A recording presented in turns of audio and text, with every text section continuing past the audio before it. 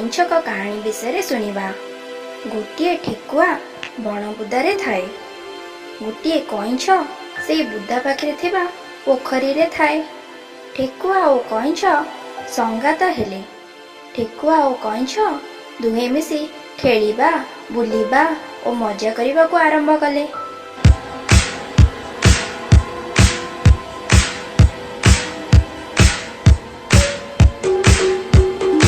ଦିନେ ଠେକୁଆ କହିଲା, ସଙ୍ଗାତ, ଦୌଡ଼ା ଦୌଡ଼ି ଖେଳିବା କି? କଇଁଛ କହିଲା, ହଉ ସଙ୍ଗାତ, ଠିକ୍ ଅଛି, କାଲି ସକାଳୁ ପ୍ରତିଯୋଗିତା ଆରମ୍ଭ କରିବା। ଦୁହେଁ ରାଜି ହୋଇ ନିଜ ନିଜ ବାସସ୍ଥଳୀକୁ ଫେରିଲେ। ତହିଁ ଆର ଦିନ ସକାଳୁ ଦୁହେଁ ପ୍ରତିଯୋଗିତା ସ୍ଥଳୀରେ ଭେଟ ହେଲେ। ଠେକୁଆ କହିଲା, ଆଗରେ ଯେଉଁ ତାଳ ଗଛ ଦେଖାଯାଉଛି ତାକୁ ଆଗ ଯିଏ ଛୁଇଁବ ସେ ଜିତିବ। କଇଁଛ ରାଜି ହେଲା।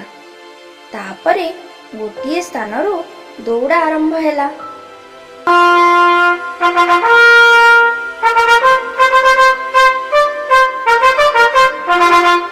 ଠେକୁଆ ଖୁବ୍ ଜୋରରେ ଦୌଡ଼ିବାକୁ ଆରମ୍ଭ କଲା।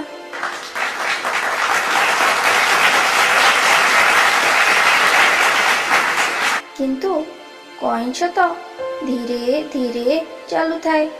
ଠେକୁଆ କିଛି ଦୂର ଦୌଡ଼ି ଯାଇ ପଛକୁ ଚାହିଁ ଦେଖିଲା କଇଁଛ ଖୁବ୍ ପଛରେ ପଡ଼ିଛି। ସେତେବେଳେ ଠେକୁଆ ମନେ ମନେ ଚିନ୍ତା କଲା, କଇଁଛ ତ ବହୁତ ପଛରେ ଅଛି, ଆଉ ତାଳ ଗଛ ତ ଅଳ୍ପ ଦୂରରେ ଅଛି। ମୁଁ ଯାଉଛି ଟିକେ ବିଶ୍ରାମ ନେବି ଏବଂ ତାପରେ ଏକ ଦୌଡ଼ରେ ଗଛ ପାଖରେ ପହଞ୍ଚିଯିବି। ଏହା ଭାବି ସେ ଗୋଟିଏ ବୁଦା ତଳେ ବସିଲା। ବସୁ ବସୁ ତାକୁ ନିଦ ମାଡ଼ିଲା। ସେ ଶୋଇପଡ଼ିଲା।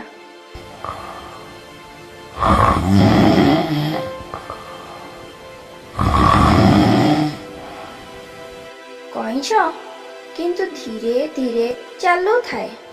କେତେବେଳ ପରେ ଠେକୁଆର ନିଦ ଭାଙ୍ଗିଲା।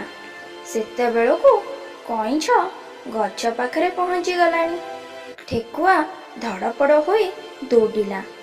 ଠେକୁଆ ଗଛ ମୂଳରେ ପହଞ୍ଚିଲା ବେଳକୁ କଇଁଛ ଆଗରୁ ସେଠାରେ ବସିଛି।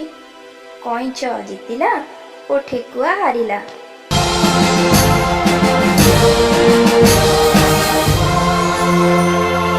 ଏଥିରୁ ଆମେ କ'ଣ ବୁଝିଲେ? ଠିକ୍ କଥା, ଅଳସୁଆ ଲୋକ ସବୁବେଳେ ପଛୁଆ।